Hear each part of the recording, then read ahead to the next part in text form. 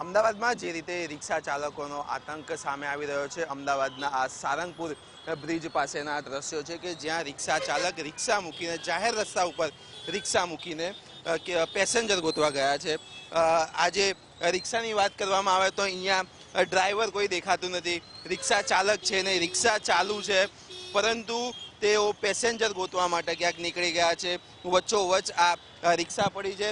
સાથે જ આ બીજી રિક્ષાની પણ વાત કરીએ તો આ બીજી રિક્ષા પણ અહીંયા વચ્ચોવચ્ચ અહીંયા મૂકવામાં આવી છે। જે ડ્રાઈવર આપણે ગોતતા હતા એ આવી ગયા છે, તેમની સાથે વાતચીત કરીશું। रिक्शा वच्चोवच मुकी दीदी है, ट्रैफिक नो नियम नहीं है अपना?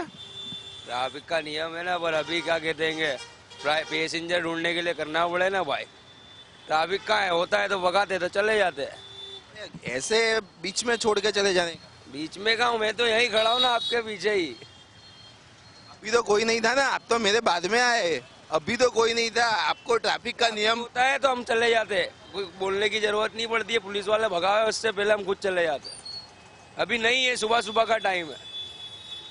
तो बधी बात हवे पोलीस ऊपर आई है અને જો પોલીસ આવે તો અમે જતા રહીએ છીએ તેવું પણ રિક્ષા ચાલકો હાલમાં કહી રહ્યા છે।